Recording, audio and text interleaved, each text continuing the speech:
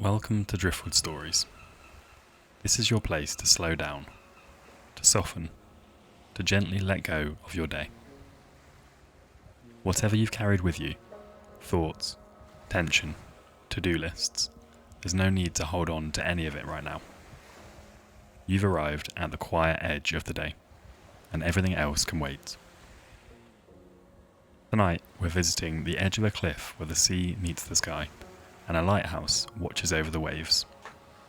It's a place of stillness, of gentle wind, of steady light and calm waters. Quiet place, just for you. Before we step into that story, let's take a few minutes to slow your breath, quiet your mind, and help you ease into rest. Wherever you are, make yourself comfortable. Lie down or settle back in your chair and allow your body to feel supported. There's nothing you need to do now, nothing to fix or think through. This is your time to simply be. Now, take a deep breath in through your nose. Hold it gently for a moment, and then slowly exhale through your mouth, letting go. Let's do that again. Inhale, drawing in cool, calming air. Hold. And exhale, soft and slow, letting any tension melt away. Now begin to settle into a natural rhythm of breath, in through your nose and out through your mouth. Smooth, steady, easy. As you breathe, imagine you're standing by the sea. You can hear the waves moving in and out. The wind is soft and cool against your cheeks. With every inhale, the tide rolls in. With every exhale, the tide slowly flows out.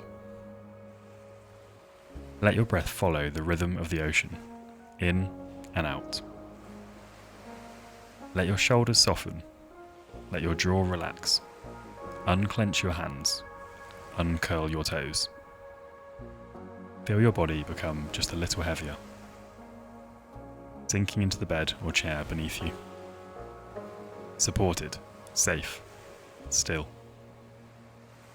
With each breath, you're becoming lighter in mind and heavier in body.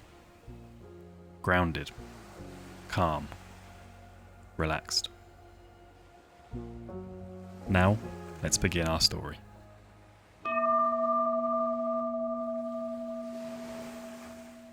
The sea had long since quieted for the night.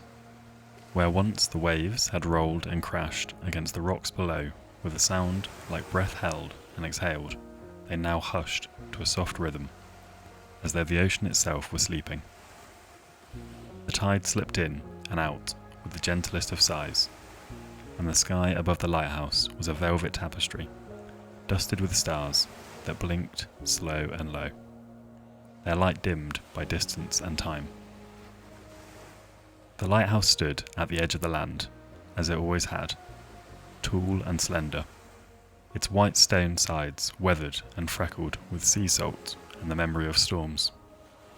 It had stood watch for generations, marking the boundary between the shore and the restless deep, and though ships rarely passed this stretch of coast now, its light still turned, steady and sure, casting its wide arc across the waves like a silent sentinel. In the small room just below the lantern, through a round, brass-edged window, the lighthouse keeper sat. Her name was Isla. She was older now. The years had folded into the corner of her eyes and softened the curve of her shoulders, but there was still something seaworthy about her. A quiet sturdiness, a calm resilience, like driftwood, polished by time. She wore a thick cardigan of grey wool, patched at the elbows, and slippers that whispered softly against the wooden floor as she walked. The room around her was a cosy mess. Books were stacked in leaning towers by the window seat, and mugs with rings of dried tea lined the small shelf above the writing desk. A lantern hung from a hook in the ceiling, its flame a soft amber, casting flickering shadows along the walls. Isla sat curled beneath a faded quilt, a journal in her lap, and a steaming cup of something herbal by her side. Outside the window, the light from the lantern room above spun in its slow orbit, brushing the sea with a wash of white every few seconds. She looked out often, eyes following the path of the light as it swept across the coast. It was a rhythm she had lived by for years. The pulse of the sea, the turn of the light, the hush of night. A language without words. Earlier, she had walked the spiral stairs, checking the mechanisms, polishing the lens, ensuring that everything turned just as it should. It was a quiet ritual now. No ships on the horizon, no urgent bells, but still, the light turned, because it always had. And that was enough. She thought, sometimes, of the people far away, in the towns where the lights didn't spin, but blinked in patterns on screens, where the air smelled of traffic and the nights were never fully dark.